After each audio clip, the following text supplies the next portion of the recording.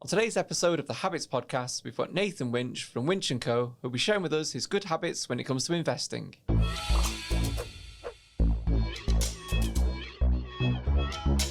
So thanks for joining us, Nathan. No problem. So first things first, what qualifies you to be our guest expert when it comes to investing? I wouldn't say I'm so much of an expert, but so I've got about 12 years of experience in investing now. Started a business straight out of uni, whilst I was still at uni actually. Grew that business, sold that business, went on, did other things, developed my skills, did a little bit of property investing, and then fast forward sort of another 5 or 6 years, and here we are. And I've done some stuff right, but I've made a lot of mistakes as well, a lot of mistakes. So I think that's what qualifies me to kind of show people maybe what the good stuff that you can do, and then obviously the when it goes wrong as well. So you've invested in all sorts of different asset classes, haven't you? So what are some of the things that you have invested in? So private equity mainly, so other businesses. I do a lot of lending, so I invest in debt as well. But the bog standard stuff, property, I've got some stocks and shares. I'm not a big fan of crypto, but I like to try new things, even if I don't understand it necessarily, but majority of the time I stick to what I know. So what are some of the bad habits that you would say people have when it comes to investing, or that you've seen? Some of the worst bad habits in terms of investing is probably people trying to do stuff in the short term, trying to get short-term gains. That's where people make more mistakes, and they go for maybe investment classes which are a lot more riskier, that are not within this person's risk profile, and maybe investing in things that they just flat out don't understand how it works or how it makes money, and that's where people can trip themselves up. But also, going into things that are so alien, we were talking about before about having to tackle multiple learning curves. I think that can really, people can trip up over that.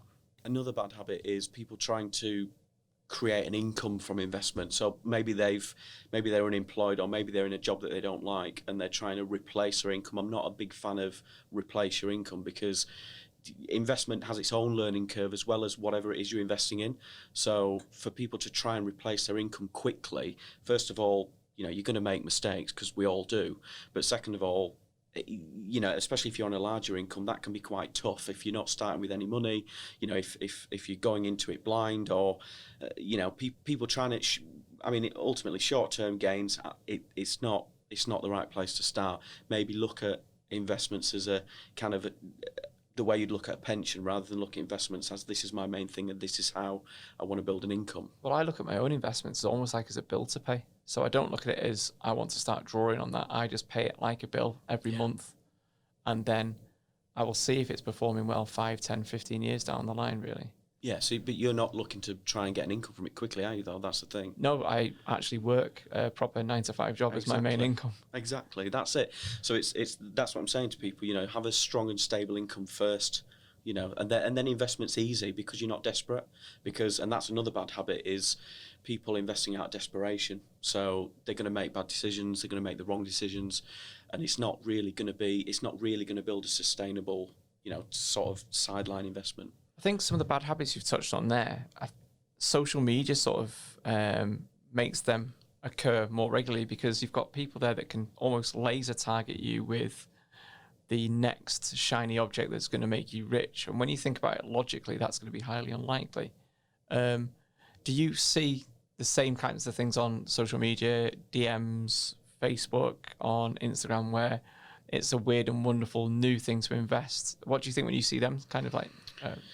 Well, it actually brings me on to my last bad habit, really, which is loss of focus. So having a loss of focus can be really detrimental, especially if you are doing it right as well. Because a loss of focus is, this seems to be going slow, I'll move on to the next, chasing the shiny penny forever.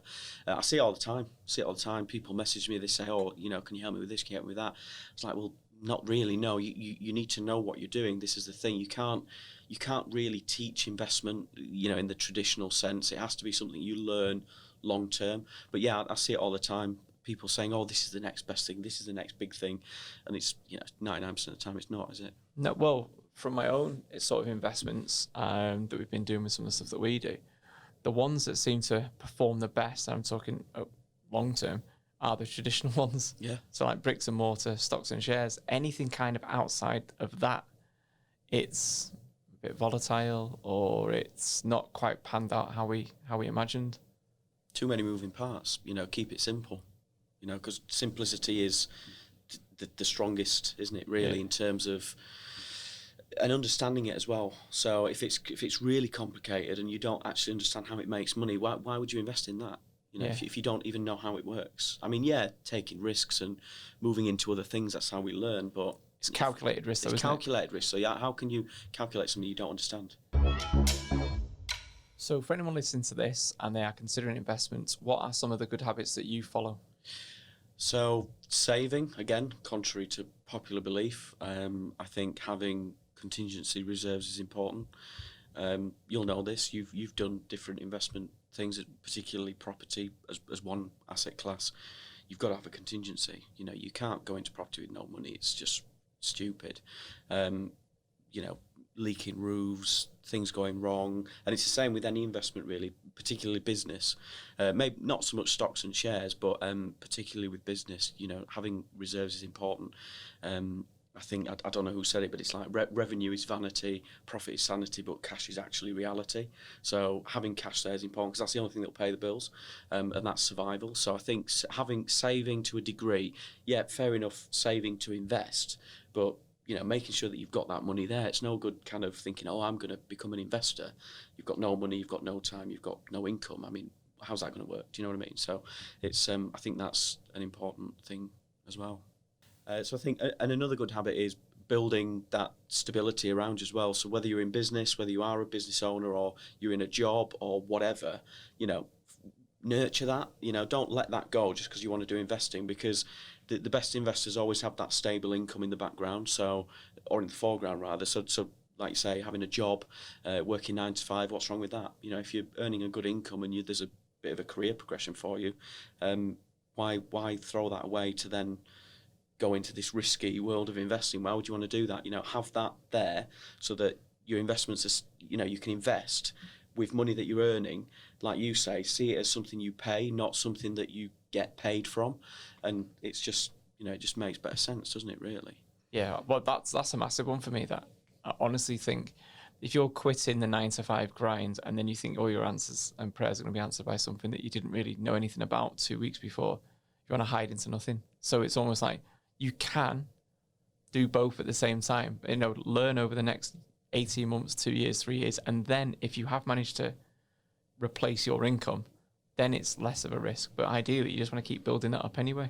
Well, that's it. But even when you have replaced your income, depending on what you've invested in, is that stable though? Yeah. As stable as your business or job or whatever else, because you can quit your job and then yes, you've built that income. Let's say 3 or 4 years you've built the same income as what your job is.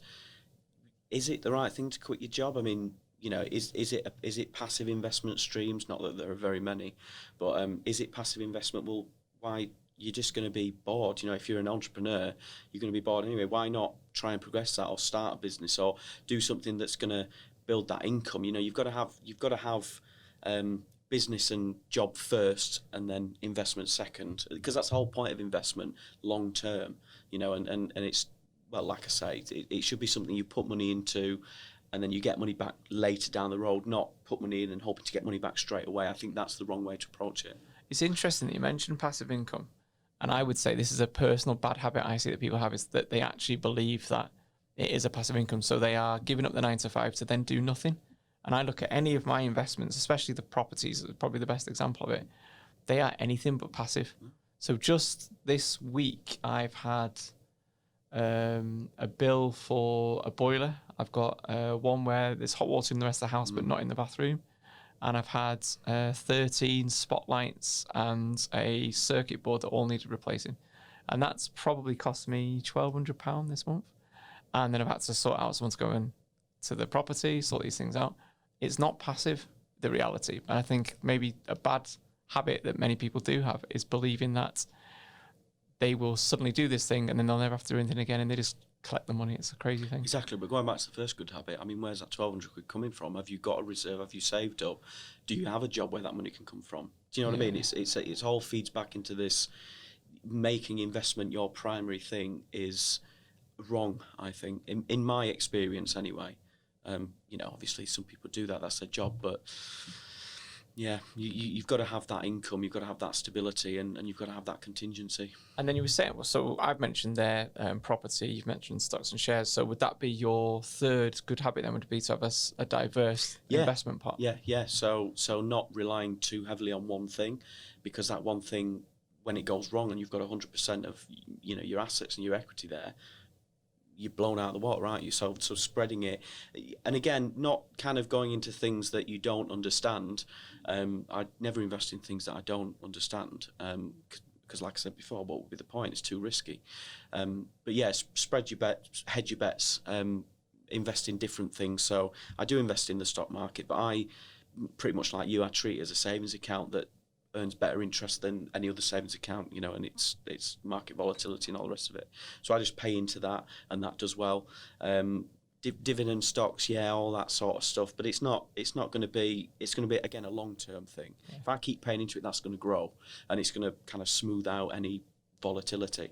Property, again, you're constantly having to put money in if you want to grow it. So I try and spread it about, and I invest in businesses as well. But that's the kind of the highest point of risk.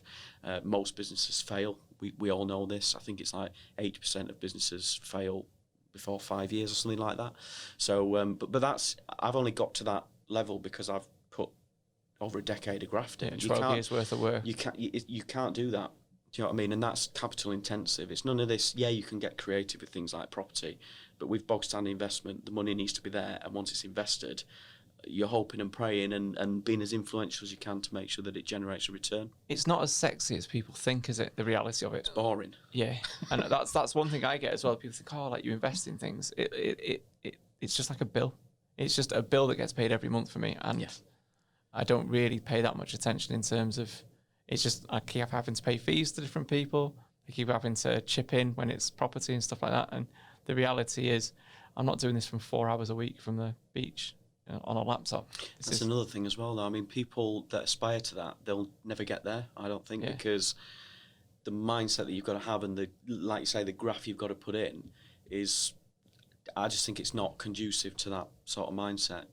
I can't think of anything worse of laying on a beach and checking investment accounts. I'd get bored. Yeah.